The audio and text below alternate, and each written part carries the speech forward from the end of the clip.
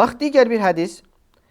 Deyir, bir gün deyir, Peyğəmbər sallallahu aleyhi və səlləm məsciddə cəmaatla bir yerdə oturduğu zaman 3 nəfər adam gəlir. Biri məclisdə bir boş yer tapır, oturur, yaxınlaşır Peyğəmbər sallallahu aleyhi və səlləm. Biri biraz həya eləyir, biraz arxada oturur, tanır. Biri isə tamamilə üz çevirib gedir. Cəmaat da bunu görür. Sonra məclis qutarandan sonra Peyğəmbər sallallahu aleyhi və səlləm deyir ki, Ələ uxbirukum anin nəfəris sələsə. Mən sizə deyir, o 3 nəfər haqqında xəbər verimmi? Əmmə əhəduhum, onların birinə gəldikdə, fəəvə iləllahi fəəvəhullah. O deyir, Allaha sığındı, Allaha yaxınlaşdı. Allah da onu qorudu. Yəni sığındı, yəni cəmaatı içinə gəldi, girdi. Və əmməl əxəru fəstəhiyyəllahu min. Digərinə gəldikdə isə deyir, biraz utancaq idi, həya elədi, biraz aralıda oturdu. Allah da ondan deyir, həya elədi. Allah onu bağışladı yəni.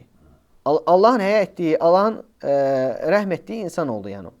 Və əmməl əxəru fə'aradallahu anhu. Amma deyir, digərinə gəldikdə üçüncüyə, məclisdən çıxdı, getdi.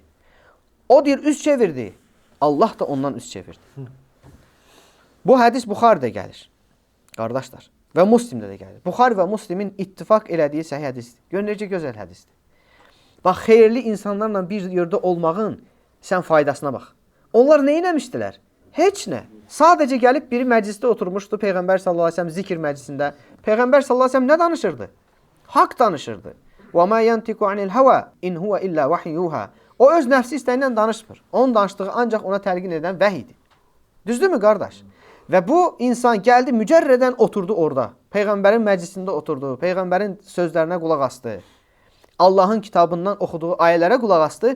Mücərrədən onun o məclisdə iştirak etməsi, orada oturmasına görə Allah azza və cəllə onu qorudu. Nədən qorudu? Cəhənnəm əzabından. Bağışladı onu. Və digəri isə tam məclisi istəyə girmədi, biraz aralıda oturdu. Allah azza və cəllə ondan da həya etdi. Digəri isə üz çevirib getmişdi.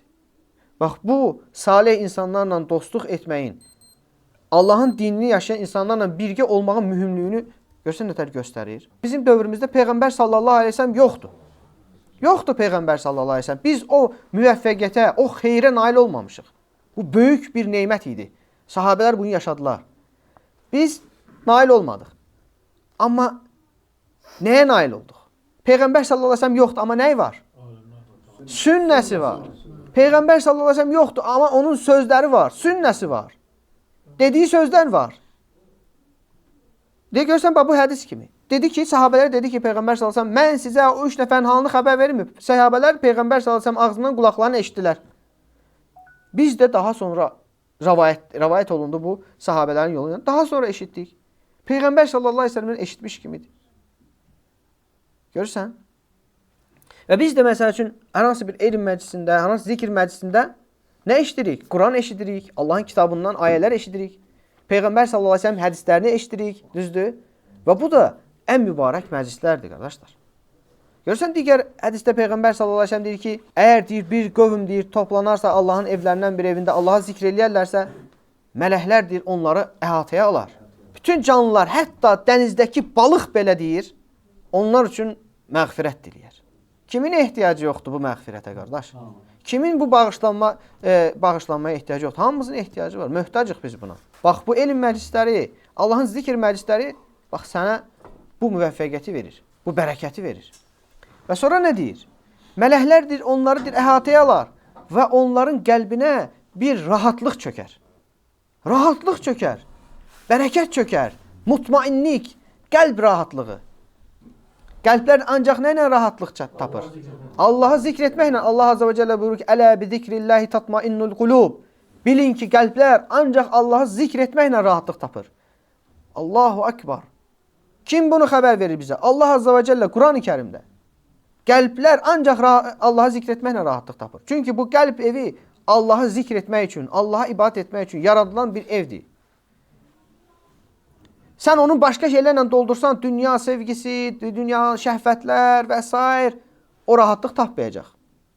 Ancaq sən onu Allahın zikri ilə məşğul etsən, o zaman rahatlıq tapacaq. Çünki rahatlıq, həmən o xoşbəxtlik, qəlb rahatlığı kökü qəlbdədir. Orada formalaşır. Rahatlıq orada formalaşır. Allah Azze və Celle bizləri özünü xeyirli bir şəkildə, ən gözəl bir şəkildə zikr edən qullarından etsin.